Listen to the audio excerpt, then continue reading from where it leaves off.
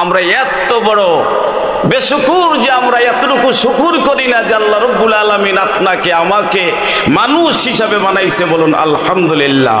সেই মহান রব্বুল আলামিনের দরবারে আমরা একবার সকলে জোরে সোরে বলি আল্লাহু আকবার, আল্লাহু আকবার।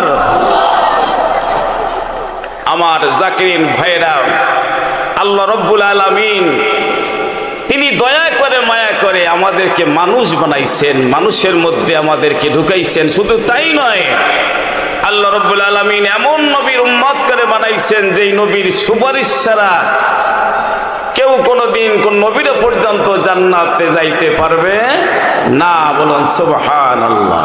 আদমিয়া দাদায়ে বাজম মুসলমান করদাই, আদমিয়া দাদায়ে বাজম মুসলমান করদাই, আই খোদা করবা সওয়াম, আই খোদা করবা সওয়াম, ইহসাব আর ইহসা করদাই।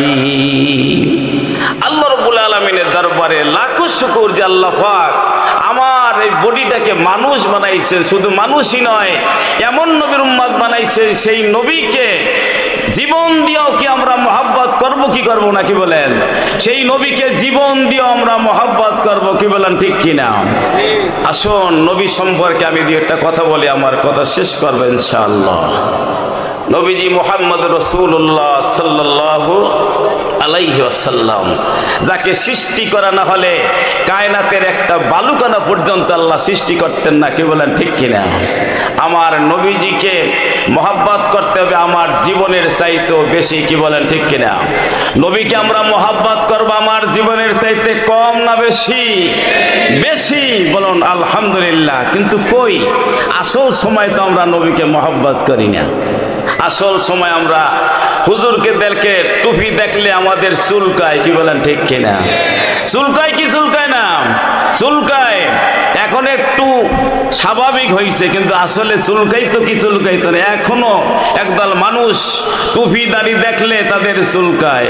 এরা কি নবীকে মহব্বত করে? কোশ্চিন কালেও না। এরা নবীকে মহব্বত করে না। নবীকে মহব্বত করার নমুনা নিশান এদের মধ্যে নাই। আসুন নবীজি কে আমরা দিল থেকে মহব্বত করব জীবনের চাইতেও বেশি। কোন এক সাহাবী নবীকে মহব্বত করছেন সাহাবায়ে আজমাইন। বলুন সুবহানাল্লাহ।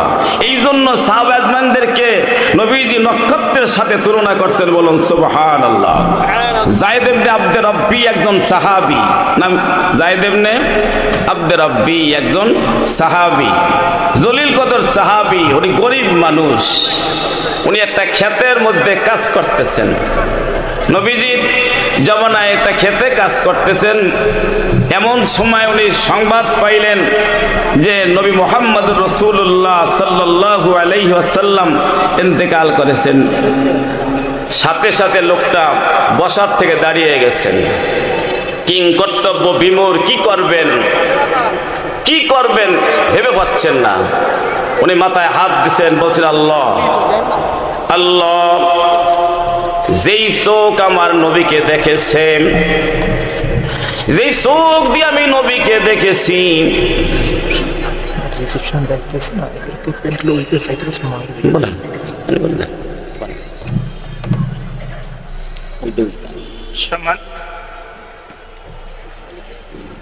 সম্মানিত মুজাহিদ ভাইয়েরা, যারা আমরা পীর সাহেব হুজুরের রিসেপশনের দায়িত্বে আছি, আমরা এই মাহফিলের প্যান্ডেলের উত্তর পাশে সেখানে যাই। সেখানে যুব আন্দোলনের মনির ভাই আছেন এবং বেলাল ভাই আছে, সেখানে তার সাথে দেখা করি আমরা। সম্মানিত মুজাহিদ ভাইয়েরা, যারা আমরা পীর সাহেব হুজুরের রিসেপশনের দায়িত্বে আছি, আমরা মাহফিলের উত্তর প্রান্তে সেখানে মনির ভাই এবং বেলাল ভাই আছে, তাদের সাথে দেখা করেন। আলহামদুলিল্লাহ। যায়েদ ইবনে আব্দে রব্বি মাথায় হাত দিচ্ছেন, আল্লাহ, যেই চোখ আমার নবীকে দেখেছে ওই চোখ আর নবীকে দেখতে পাবে না। যে চোখ দিয়ে আমি নবীকে দেখেছি ওই চোখ আমার নবীকে আর দেখতে পাবে না। হে রব্বুল আলামিন, যেই চোখ নবীকে দেখতে পাবে না ওই চোখ আমি দুনিয়ায় চাই না। কেমন মহব্বত, জীবন দিয়াও সাহাবীরা নবীকে মহব্বত করছেন। আল্লাহ যেই চোখ দিয়ে আমি নবীকে দেখতে পাবো না, ওই চোখ আমি চাই না, ওই চোখ তুমি অন্ধ করে দাও। আল্লাহ রব্বুল আলামিন যায়েদ ইবনে আব্দুর রব্বির কথা সাথে সাথে কবুল করেছেন, বলুন সুবহানাল্লাহ। সাথে সাথে কবুল করলেন, চক্ষু দুইটা অন্ধ হয়ে গেছে। 19 বছর পর্যন্ত বাইসে ছিল, কোনোদিন আফসোস করে নাই, আল্লাহ আমার চক্ষু দুইটা তুমি ভালো করে দাও। 19 বছর পর্যন্ত শুকর করছে আল্লাহ রব্বুল আলামিন, তুমি আমার দোয়াকে কবুল করে আমার নবীর মহব্বতের নিদর্শন তুমি রেখেছো। আল্লাহ আমার নবীকে শুধু মানুষই ভালোবাসে নাই, ওমা আরসালনাকা ইল্লা রাহমাতাল লিল আলামিন। আমার নবীকে শুধু মানুষই ভালোবাসে নাই, জীব জানোয়ার পর্যন্ত আমার নবীকে ভালোবাসেন, পাথর পর্যন্ত আমার নবীকে ভালোবাসেন। নবীজি পাথরের পাহাড়ের নিচে বসা, আবু জাহেলের গোষ্ঠীরা পাহাড় থেকে বিশাল একটা পাথরের খণ্ড উপর থেকে ছেড়ে দিছে, গড়াইতে গড়াইতে নবীজির মাথার 1 বিঘা উপরে শূন্য পরে পাথরটা দাঁড়িয়ে গেছে, বলুন সুবহানাল্লাহ। ওয়ামা আরসালনাকা ইল্লা রাহমাতাল লিল আলামিন। তাহলে পাথর আমার নবীকে চেনছে, বলুন সুবহানাল্লাহ। পাথরটা শূন্য বলে দাঁড়িয়ে গেছে, বিশাল পাহাড়। নবীকে জীব জানোয়াররা পর্যন্ত মহব্বত করছেন। খাইবারের যুদ্ধে গনিমতের মাল হিসাবে একটা কাঁথা মেলছে, নবীজি বাটোয়ারা করতেছেন, ভাগ করতেছেন সাহাবীদের মধ্যে। এমন সময় ওই গাধাটার জবান খুলে গেছে, বলুন সুবহানাল্লাহ। ওয়ামা আরসালনাকা ইল্লা রাহমাতাল লিল আলামিন। গাধাটা বলতেছে, ইয়া আসসালামু আলাইকুম ইয়া রাসূলুল্লাহ, বলুন সুবহানাল্লাহ। গাধা বলতেছি, ইয়া রাসূলুল্লাহ আমি একটা সম্মানী গাধা, আমার বংশ বড় মর্যাদা সম্পন্ন। ইয়া রাসূলুল্লাহ যত নবী পয়গম্বর বিগত দিনে আসছে, প্রত্যেক নবী পয়গম্বররা আমাদের বংশের গাধার উপর তারা সওয়ার হয়েছে। ইয়া রাসূলুল্লাহ আমি শেষ গাধা, আর কোনো গাধা নাই।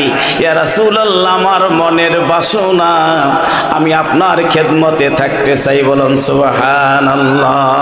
ওয়ামা আরসালনাকা ইল্লা রাহমাতাল লিল আলামিন। নবীজির কাছের খেদমতে থাকবেন এই গাধাটা। সাহাবীদের তো নেওয়ার প্রশ্নই আসে না, কি বলেন ঠিক কিনা? সাহাবীদের নেওয়ার প্রশ্ন আছে, যেখানে গাধা কথা বলে নবীর সাথে খেদমতে থাকবে। এই গাধাটা নবীর মৃত্যুর সময় দরপাইতে দরপাইতে খালি লাফাইতেছিল, বলুন সুবহানাল্লাহ। এত লাভ, উচট উলট পালট খাইতেছিল এই গাধাটা। গাধাটা নবীর মৃত্যু সহ্য করতে পারে নাই। আমার ভাইরা, নবী সম্পর্কে কটূক্তি করলে আমরা নীরবতা পালন করি, অথচ এই গাধাটা পর্যন্ত নবীর মৃত্যু সহ্য করতে পারে নাই। এই গাধাটা ছটফট করতেছিল, খালি লাফাইতেছিল। লাফাইতে লাফাইতে ছটফট করতে করতে একটা 40 হাত গভীর একটা কুয়ার মধ্যে পড়ে গেছে, বলুন সুবহানাল্লাহ। ওই কুয়ার মধ্যে পড়ে জীবন বিসর্জন দিছে। ওয়ামা আরসালনাকা ইল্লা রাহমাতাল লিল আলামিন। অথচ মানুষ নবীকে গালি দিলে, কটূক্তি যে সমস্ত নাস্তিক ব্লগাররা নবীকে কটূক্তি করে, গালি দেয়, নবী সম্পর্কে ব্যঙ্গোক্তি করে, বিভিন্ন লেখালেখি করে। ওরা তো জানে না আসল পরিচয়দের কি। এটা আমি পরে বলতে যদি আল্লাহ সময় হয়। ওরা জানে না, অথচ আমরা মুসলমান একদল মুসলমান আছি, মুসলমানদারি পোশাক আমাদের আছে, কিন্তু আমাদের দিলটা মুসলমান হয় নাই। এরা নীরবতা পালন করে, যা হয় হয়ে গেছে, হয়ে যাক। নবী সম্পর্কে আমাদের ওরা তো মোল্লারা বুঝবে, কি বলেন ঠিক কিনা? এরকম একদল মুসলমান আছে কি নাই? নবী সম্পর্কে কটূক্তি হলে সেখানে বাধা দেওয়ার মতো আমাদের সকলের সহযোগিতা কামনা করা দরকার আছে কি নাই? কি বলেন ঠিক কিনা? আমরা নীরবতা পালন করি, কেমন মুসলমান? নবীকে আমরা মহাব্বত করি, বোঝা যায় না? তাহলে বোঝা গেল আমার নামাজ হয় নাই, আমার নামাজ হয় নাই। ওই নামাজ আমার আল্লাহর দরবারে পৌঁছে না, যেই নামাজে আপনার নবী সম্পর্কে কটূক্তি আপনার সহ্য করার মতো ক্ষমতা দিয়েছে। আপনি নীরবতা পালন করলেন, বিলীন হলেন, তাহলে বোঝা গেল আপনি নামাজি না। আর নামাজি না হইলে তো আপনি মুসলমানই না। কি বলেন ঠিক কিনা? অতএব সম্মানিত ভাইয়ের আমার, নবীকে মহাব্বত করছে জানোয়ার, দেখেন একটা জীব নবীর জন্য জীবন দিছে। অথচ আমরা মুসলমান হয়ে যেই নবী আমাদের জন্য দান শহীদ করলেন, কত কষ্ট, কত রক্ত ঝরালেন, সেই নবী সম্পর্কে কথা হয়, উল্টা পাল্টা কথা চলে, আর আমরা একেবারে মুখ বন্ধ করিয়া টিপ লাগাইয়া বসে থাকি। আল্লাহু আকবার, কি জবাব দেব? আল্লাহু আকবার। যেই নবী আল্লাহ কঠিন হাসরের ময়দানে, নবী ছাড়া আমাদের কোনো গতি আছে? নাই। কঠিন হাসরের দিনে উম্মত বিনে যাবে না নবী আমার জান্নাতে, দয়ার নবী প্রেমের ছবি আর আসবে না জগতে। আবু জাহেল উতবায়েরা দেখলো আমার নবীকে, উম্মতই দেখলাম না রে, দুঃখ রইল মনেতে, দয়ার নবী প্রেমের ছবি আর আসবে না জগতে। বাজার নবীর মোহাব্বত আমাদের অন্তরে আনতে হবে। কি বলেন ঠিক কিনা? কাজে কর্মে, শুধু মুখে নয়, কাজে কর্মে। অনেকে আমরা মিষ্টি খাইয়া নবীর সুন্নাত পালন করি, গেলি বলে মিষ্টি খাইলে সুন্নাত হয়ে গেল। মিঠা সুন্নাত পালন করতে সকলে রাজি, কিন্তু রক্ত দেওয়া সুন্নাত কতজনের মধ্যে আমাদের আছে? যে রক্ত দেওয়া সুন্নাতের মধ্যে যারা সীমাবদ্ধ থাকতে চায় না, এরা মুসলমান দাবি করা এদের জন্য বৃথা। কি বলেন ঠিক কিনা? এদের মুসলমান দাবি করা কোশ্চিন কালো সম্ভব না। যারা রক্ত দেওয়ার জন্য প্রস্তুত নাই, এরা মুসলমান দাবি করতে পারে না। জীবন তো আজ গেলেও যাবে, কাল গেলেও যাবে। কি যাবে কিনা? ঘরে গেলেও যাবে, বাইরে গেলেও যাবে, বিরুদ্ধ হয়ে গেলে তারপরেও যাবে। যদি বেশি বাঁচেন 130-40 বছর, লাঠি ঠ্যাঙ্গা দিয়েও হাঁটতে পারবেন না, তারপরও জীবন যাবে কি যাবে না? তাহলে যে জীবন যাবে, সে জীবনটা যদি আমার নবীর জন্য হয়, তাহলে কি হবে? সুন্দর হয় না? কি বলেন? আমরা সকলেই একবার হাত জায়গায় বলি, নবীর জন্য আমরা প্রয়োজনে জীবন দেব ইনশাআল্লাহ। নারায়ে তাকবীর। আল্লাহ আল্লাহ রাব্বুল সকলকে কবুল করুন, আমিন। এক যাযাবরের ছেলে, ইয়া রাসূলুল্লাহ, এক সাহাবী এসে বললেন, ইয়া রাসূলুল্লাহ, আমার একটা উট আছে, এই উটটা আমার কথা শুনে না, যাকে দেখে তাকে সে আক্রমণ করে। উট এত মাতাল, যে কোনো লোককে দেখলি আঘাত করে, কোনো মানুষ কাছে দাঁড়াইতে পারে না। নবীজির কাছে বললেন, অভিযোগ দায়ের করলেন, ইয়া রাসূলুল্লাহ, এই উটটাকে আমি কেমন করে সামলাই? নবীজি বললেন, হে সাহাবী, তোমার আতল ঘর কই? উটের ঘরটা কোন জায়গায়? চলো। নবীজি উটের ঘরের সামনে দাঁড়ালেন, আর এই পাগলা উট সাথে সাথে নবীর কাছে এসে হাজির হইয়া পায়ের উপরে লুটিয়ে পড়েছেন। বলেন সুবহানাল্লাহ। ওয়া মা আরসালনাকা ইল্লা রাহমাতাল লিল আলামিন। নবীজি বললেন, সাহাবী দড়ি আনো, রশি আনো। নবীজি নিজেই দড়িটা গলায় লাগিয়ে দিলেন, আর বললেন, যাও, জীবনে কোনোদিন বেয়াদবি করবে না। ওয়া মা আরসালনাকা ইল্লা রাহমাতাল লিল আলামিন। উট পর্দা তাহলে বোঝা গেল সারা কায়নাতের নবী আমার, কি বলেন ঠিক কিনা? জীব জানোয়ার সকল জিনিসের নবী আমার মুহাম্মদ রাসূলুল্লাহ। এই নবী সম্পর্কে যারা কটূক্তি করে ওরা কি মুসলমান দাবি করতে পারে? কোশ্চিন কাল ওরা মুসলমান দাবি করতে পারে না। মানুষ সারা জীবনে নামাজ নাই, রোজা নাই, বুড়ো হয়ে গেছে, এখন মসজিদে টুকটুকাইয়ে যায়, মসজিদ সেজদা দিতে ঠিকভাবে পারে না। দেখেন সেজদা দিতেও পারে না, তাহলে বোঝা গেল যাবার শেষ বয়সে যৌবন থাকতে তুমি যদি মাওলার ইবাদত না করো, নবীর মহব্বত তোমার না থাকে, বৃদ্ধ বয়সে ইবাদত আল্লাহর কাছে তেমন গ্রহণযোগ্যতা রাখে না। অতএব আমরা সময় থাকতে নবীকে মহব্বত করব, এইটাই আমাদের কামনা থাকবে, কি বলেন? এবং দৃঢ় প্রতিজ্ঞাবদ্ধ আমরা হব যে আমরা নবীর মহব্বতে প্রয়োজনে জীবন দেব ইনশাআল্লাহ। নবীজি আমার একটা জায়গায় দাঁড়ানো, অনেক লোক, এক যাযাবর একটা গুইসাপ, মরা গুইসাপ এনে সামনে ফালাই দিছে, যে মুহাম্মদ যদি এই গুইসাপ যদি তোমাকে সাক্ষ্য দেয় যে তুমি নবী, তাহলে আমরা বিশ্বাস করব। নবীজির সামনে মরা গুইসাপ ফেলাইছে, তো মরা গুইসাপ জীব, এই গুইসাপ তো কথা বলার সম্ভবই না, দ্বিতীয়ত মরা মানে গোজের পরে ট্যাগ, কোনোদিন সম্ভব না, এটা ওরা জানতো, বুঝতো, এটাই যে ধারণা যে এটা কোনোদিন সম্ভব না। মুহাম্মদ যখন দাওয়াত দেয়, ও দাওয়াতে বিঘ্ন ঘটাবার জন্য এই একটা পন্থা নিয়ে অনেক লোকের সামনে ওই গুইসাপটা ফালাইয়া স্টাইলে দাঁড়াইছে মুহাম্মদ। এই গুইসাপ দ্বারা কথা বলাইলে বুঝবো তুমি সত্য নবী। এগুলো ছিল মুজিজা। নবীজি 4 থেকে 4,500 মুজিজা সংগঠিত হয়েছে নবীর সময়, বলেন সুবহানাল্লাহ। অলৌকিক ঘটনা যেটা সম্ভব না মানুষ ছাড়া, এটা আল্লাহ পাক নবীর মাধ্যমে সংগঠিত করাইয়া মানুষদেরকে দেখাইছেন। তো নবীজি বললেন আল্লাহ চাহে তো সম্ভব, বলেন সুবহানাল্লাহ। নবীজি কি বললেন? আল্লাহ চাহে তো সম্ভব। তা আমরা যে কোনো কাজের জন্য বলবো ইনশাআল্লাহ সম্ভব, ইনশাআল্লাহ হতে পারে, এইভাবেই নবীজি সামনে বললেন আল্লাহ চাহে তো সম্ভব। তো নবীজি, আল্লাহ পাক নবীজির জবানে মুজিজা দান করেছেন। আল্লাহ বলছেন দোস্ত হাবিব আপনার কোনো ভয় নাই, আপনার জবানে আমি মুজিজা দান করেছি, বলুন সুবহানাল্লাহ। আপনি জবান থেকে যা বলবেন সাথে সাথে আমি চাহে তো সঠিক হয়ে যাবে, বলুন সুবহানাল্লাহ। নবীজি বললেন ইয়া আদাব, গুইসাপকে লক্ষ্য করে বললেন ইয়া আদাব, হে প্রাণী।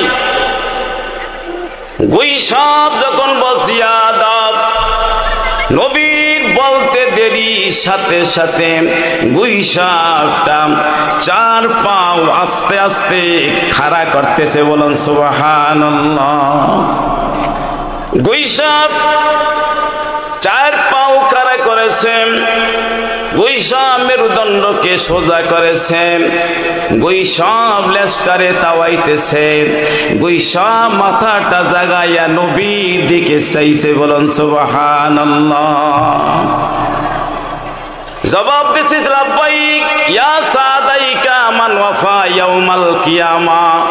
হে রব্বেস ইয়া রাসূলুল্লাহ, লাব্বাইক আমি হাজির, আমি ওই বান্দার কাছে হাজির যাকে কেন্দ্র করে আল্লাহ রব্বুল আলামিন কিয়ামতের ময়দান সাজাইবে, বলুন সুবহানাল্লাহ।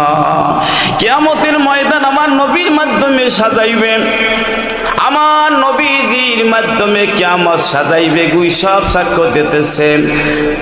এরপরে নবীজি বললেন মান তাবুদু ইয়াদাব, হেদাব তুমি কার ইবাদত করো?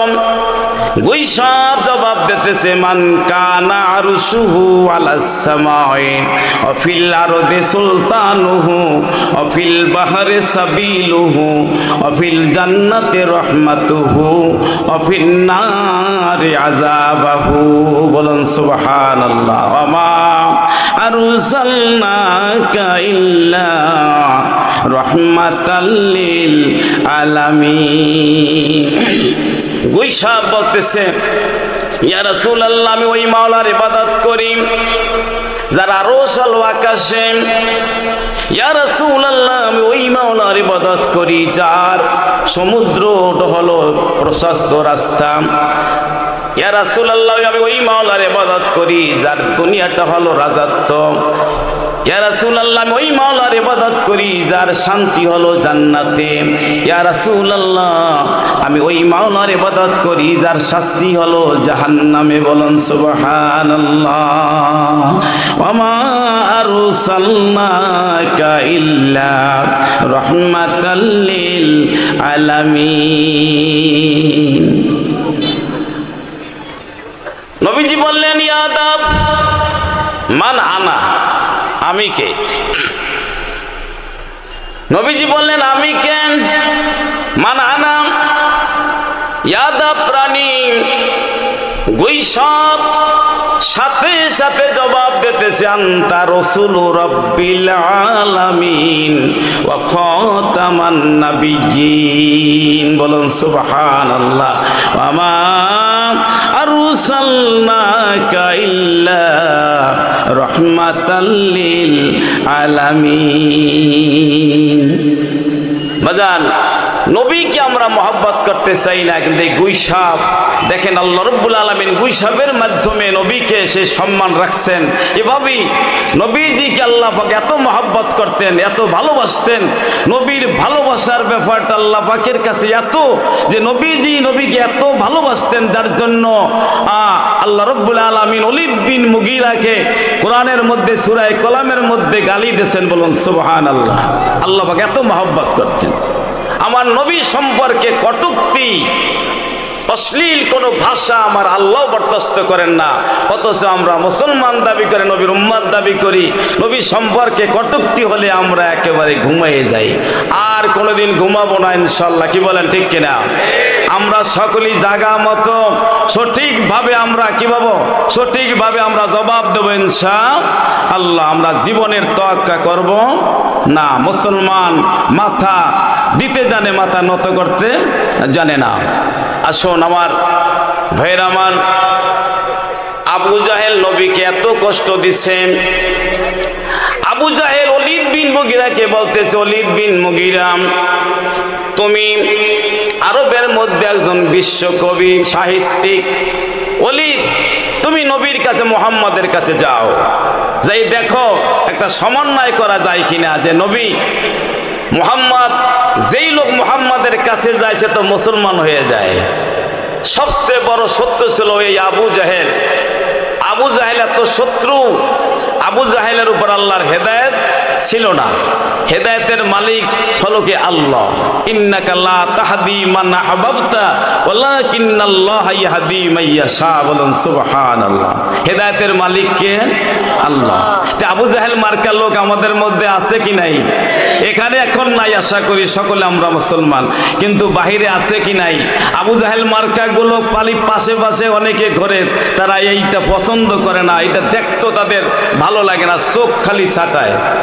এই ইসলামী জলসায় ইসলামী হুকুমত বাংলাদেশে কায়েম হোক, এইটাও তারা বরদাস্ত করতে পারে না। কি বলেন ঠিক কিনা? অনেক মুসলমানের মধ্যে অনেক নাস্তিক ছেলেরা আছে যারা এই নবীর কোরআনের আইন বাংলাদেশে চালু হোক এটা তারা বরদাস্ত করতে চায় না। কি বলেন ঠিক কিনা? অথচ এই কোরআন ছাড়া চলা যাবে? কোরআন ছাড়া কোনো পরিত্রাণ আছে? নাই।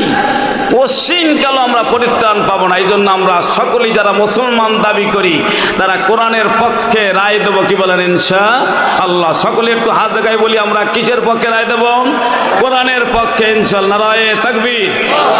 আল্লাহ রাব্বুল আলামিন সকলকে কবুল করুন। তো ওলীদ বিন মুগীরাকে বুঝাইয়া পাঠাইছে নবীর কাছে। ওলীদ বিন মুগীরা নবীর কাছে গেছেন, যাইয়া বল নবীকে ছবির সামনে দাঁড়াইছেন ওলীদ বিন মুগীরা। ওলীদ বিন মুগীরা দাঁড়াবার সাথে সাথে নবীজি আমার একটা আয়াত পড়েছেন, ইন্নাল্লাহা ইয়া'মুরু বিল আদলি ওয়াল ইহসান ওয়া ইতাই যিল কুরবা ওয়া ইয়ানহা আনিল ফাহশাই ওয়াল মুনকার ওয়াল বাগি ইয়াইযুকুম লাআল্লাকুম তাযাক্কারুন। বলুন সুবহানাল্লাহ।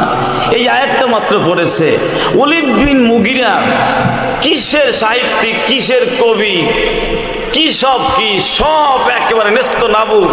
ও একেবারে নিরক্ষরের মতো, বোকার মতো দাঁড়াইয়া চোখ থেকে খালি ঝর ঝর ঝর ঝর করে পানি পড়তেছে। বলেন সুবহানাল্লাহ।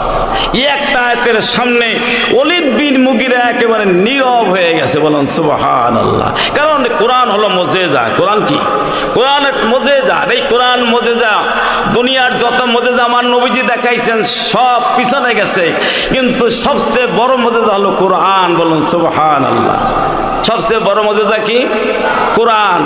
কোরআন এখনো দুনিয়ায় আছে, কিয়ামত পর্যন্ত এই কোরআন মুজিজা থাকবে। কি বলেন ঠিক কিনা? এই কোরআন মুজিজা কিয়ামত পর্যন্ত থাকবে। কোরআনের আয়াত, আমাদের তো মুখ নাই, যাদের জবান আছে তারা যদি কোরআন পড়ে তো সাথে সাথে অ্যাকশন হয়ে যায়, কিন্তু আমাদের তো জবান ঠিক নাই বিধায় আমরা কোরআন পড়তে পারি, কিন্তু কোরআনের যে নিশ্চয়টা আমরা বুঝি না, আমাদের মধ্যে হয় না।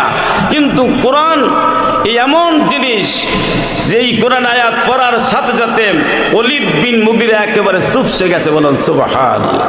কাঁদতেছে, খালি কাঁদতেছে, ঝড় ঝড় ঝড় ঝড় করে পানি পড়তেছে, কিচ্ছু বলে নাই, কোনো কিছু বলে নাই। ওলীদ বিন মুগীরা চোখের পানি ফেলাইয়া নবীর কাছ থেকে চলে আসছে, আর কোনো কথা বলে নাই। কোনো কথা বলার সুযোগও সে পায় নাই, দিলের থেকে ওঠেও নাই, কেমন যেন পাগলের মতো চলে আসছে। তো হাদিসের মধ্যে আসছে ইন্নাকালা, সেখানে সে বলছে যে আমি এত মজা পাইছি ওই আয়াতের মাধ্যমে, এত বৃষ্টি এবং মজা যেটা আমি কোনোদিন অনুভব করি নাই। এর মধ্যে আবু জাহেল দৌড়ে আসছে যে ওলীদ কি সমন্বয় করে আসলা। ওলীদ বিন মুগীরা ডাক দিয়া বলে, আবু জাহেল, হে আবু জাহেল, আমি এই আরবের মধ্যে একজন সাহিত্যিক বড় কবি। হে সর্দার, আমাকে নবী যা শুনাইছে এইটা কোনো মানুষের বানানো কালাম না, একমাত্র আল্লাহর কালাম। হে সর্দার, এইটা কোনো মানুষের বানানো জিনিস না, এটা আল্লাহর কালাম। এরপরে বুঝাইছে যে তুই কস কি, তুমি যদি কও যে এইটা আল্লাহর কালাম তাহলে তো আরো সমস্যা হবে, আরো লোক তো ধাপে ধাপে মুসলমান হয়ে যাবে, তাহলে তো আমার বাপ দাদার ধর্ম শেষ। কও কি? ওরে বুঝাইয়া শুনাইয়া কায়দা করিয়া আসলে ওর ইমান আনতে পারবে না। এই ওলীদ বিন মুগীরা তখন নবীকে পাগল বইলে একটা পাগল বলিয়া একটা দায়ের করলো যে সে পাগল, এ মোহাম্মদ আসলে ইনে পাগল, পাগল বলে আখ্যায়িত করলো। তো আল্লাহ পাক এই পাগল বলায় এত কষ্ট পেয়ে আল্লাহ পাক রাগ হয়ে এই সূরা কালামের মধ্যে এই ওলীদ বিন মুগীরা সম্পর্কে অনেক কথার পরে, কসম খাওয়ার পরে আল্লাহ পাক একটা গালি দিয়েছেন, উতুল্লিম বাদা জালিকা জানিম, যে যারা নবীকে গালি দেয় তারা জারজ সন্তান। তারা কি সন্তান? জারজ সন্তান। অনেক তিনটা কসম খাইছেন, নুন আল কালাম আমায়াস্তুরুন মান তাবে নিমাত, এই বলার পরে শেষ পর্যন্ত এই আয়াতটা বলছেন উতুল্লিম বাদা জালিকা জানিম। তা আমরা তো কেউ জানি না, যারা নবীকে গালি দেয়, আমাদের অনেক মুসলমানের ছেলেরা যারা নবীকে কটূক্তি করে, তুমি বড় পণ্ডিত হতে পারো, তুমি বড় সাহিত্যিক হতে পারো, তুমি একজন ইঞ্জিনিয়ার হতে পারো, তুমি একজন অ্যাডভোকেট হতে পারো, তুমি একজন ডক্টরেট হতে পারো, কিন্তু তোমার মধ্যে ঈমান নাই, তুমি মুসলমান না, তোমাকে মুসলমান হিসাবে গণ্য করা সম্ভব নয়, তুমি একটা নাস্তিক। তুমি যত পণ্ডিতগিরি করো আর তারপরেও তুমি বৈধ সন্তান নাই, তুমি জারজ সন্তান। কারণ আমার আল্লাহ নিজে কোরআনের মধ্যে বলছে যে নবীকে কটূক্তি করে, নবী সম্পর্কে ব্যঙ্গোক্তি করে, এরা কিনা জারজ সন্তান, এরা বৈধ সন্তান নয়। তাহলে কার কথা এটা? আল্লাহর কথা। কার কথা? আল্লাহ নিজে বলেছেন কোরআনের মধ্যে। তাহলে এই ওলীদ বিন মুগীরাকে আল্লাহ পাক এই কোরআনের মধ্যে গালি দিয়েছেন, কয়েকটা গালি, তার একটা গালি হলো এই ওলীদ বিন মুগীরা গালির খবর শুনেছে মুহাম্মদ। আব্দুল্লাহর বেটা মুহাম্মদ তো মিথ্যা বলতে পারে না। ওলীদ বিন মুগীরা জানতো যে মুহাম্মদ সত্য নবী, কিন্তু ওদের ক্ষমতা যাবে ওদের ক্ষমতার লোভে ওরা নবীকে মানতে চাইতো না। আবু জাহেল জানতো নবী ভাতিজা আমার সঠিক, কিন্তু ওরা ক্ষমতার লোভে এটা বলতো। আর এখনো এই যুগেও দেখেন ক্ষমতার লোভে নবীকে গালি দেয়, ক্ষমতার লোভে কোরআনের বিপক্ষে কয়, ক্ষমতার লোভে কোরআনের বিপক্ষে সিল দেয়। কি বলে সিল দেয় না? কোরআনের এরা বোঝে, হুজুরকে কথা ঠিক, এটা কিন্তু বোঝে, বোঝে না তা না, এটা বুঝতে শুনে সিল দেয়, তাহলে আরো বেশি সমস্যা না? এটা বড় মুনাফিকি না? জাইন্নে শূন্য সিল দেয় কোরআনের বিপক্ষে। কি বলেন? আমরা কোরআনের বিপক্ষে সিল দেব না কোরআনের পক্ষে সিল দেব? কোরআনের পক্ষে সিল দেবেন। যারা বোঝে না তাদেরকে বুঝাইতে হবে যে তুমি মুসলমান, তুমি কোরআনের বিপক্ষে যাইতে পারো না, কোরআনের বিপক্ষে যাওয়া যাবে না। কোরআনের বিপক্ষে যেই ছেলে যাবে ওই ছেলেটার চরিত্র সম্পর্কে আপনার অবগত হবেন। যেই ছেলেটা জারজ, যেই ছেলে নবী সম্পর্কে কোরআন সম্পর্কে ব্যঙ্গোক্তি করে, বিভিন্ন ফেসবুকে লেখালেখি করে, আপনি নিশ্চিত ধরবেন এই ছেলেটা কোনোভাবেই মুসলমান সঠিক ছেলে নাই।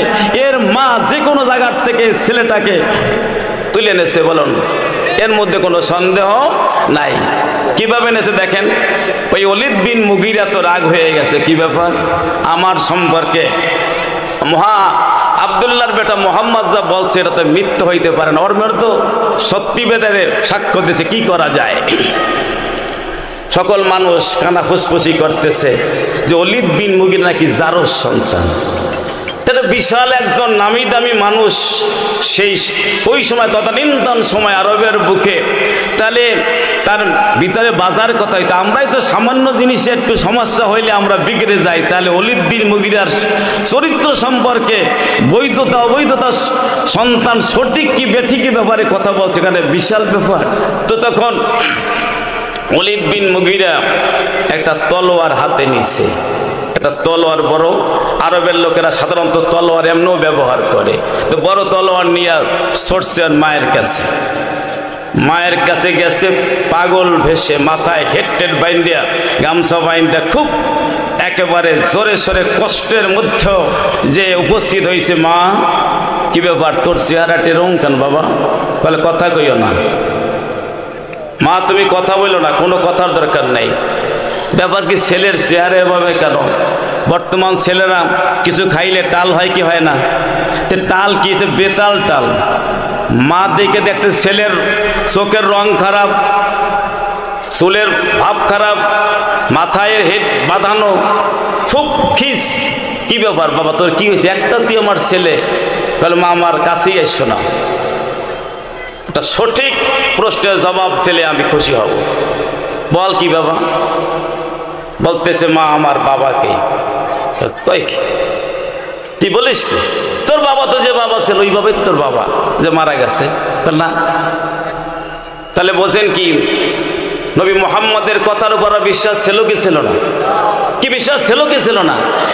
100 বিশ্বাস ছিল, বলো সুবহানাল্লাহ। 100 বিশ্বাস ছিল, জানতো যে নবী মুহাম্মদ রাসূলুল্লাহ মিথ্যা বলার নয়, ও জানতো, বাস্তবে জিনিস জানতো। এই জন্য ও নিশ্চিত হয়ে মায়ের উপর কঠোরতা করতেছে। মা, আমার বাবাকে। বলছে কেন বাবা, তুই বলস না? মা, কোনো কথা নাই, মা আমার বাবার নাম কও। বাবার সঠিক নাম দাও।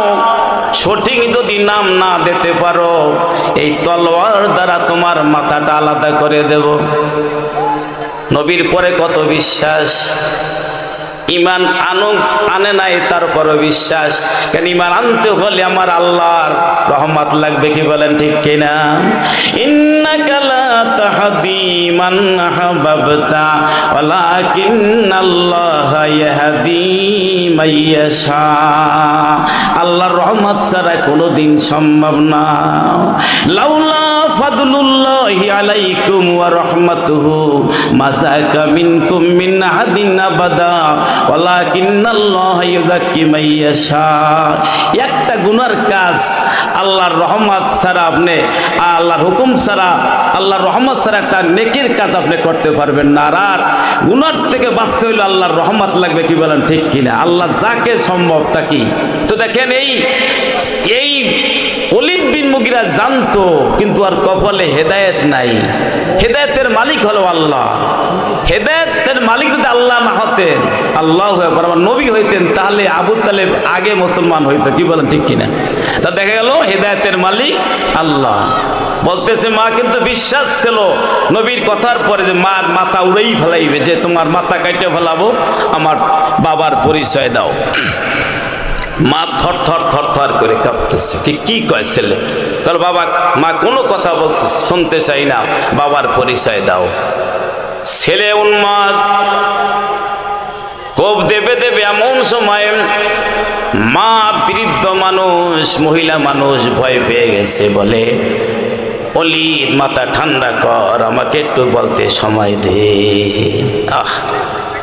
এবার শক্ত হয়েছে আরো। বলে মা সঠিক বলে আমার বাবার জবাব দাও। আমার বাবাকে বলে ওলীদ, তোর বাবার সংসারে আমি আসলাম 20 বছর 25 বছর চলে যায়, কোনো সন্তান আমার হয় না। আমি মা হওয়ার জন্য আমি ব্যাকুল ছিলাম, মা হতে চেয়েছিলাম। হে ওলীদ, তোর বাবার সংসারে টাকার অভাব নাই, তোর বাবার বিষয় সম্পত্তির অভাব নাই, কিন্তু তোর বাবার একটা অভাব ছিল, তোর বাবার পুরুষত্ব ছিল না, যার জন্য আমি মা হতে পারি নাই। হে ওলীদ, এক গভীর রাত্রে আমি ব্যাকুল হয়ে গেলাম, আমি অস্থির হয়ে গেলাম, মা হওয়া লাগবে আমার। মায়ের আমার মা হওয়ার জন্য উদ্গ্রীব থাকে। সংসার দাম্পত্য জীবনে 5-7 বছর হয়ে গেলে যদি বাচ্চা না হয়,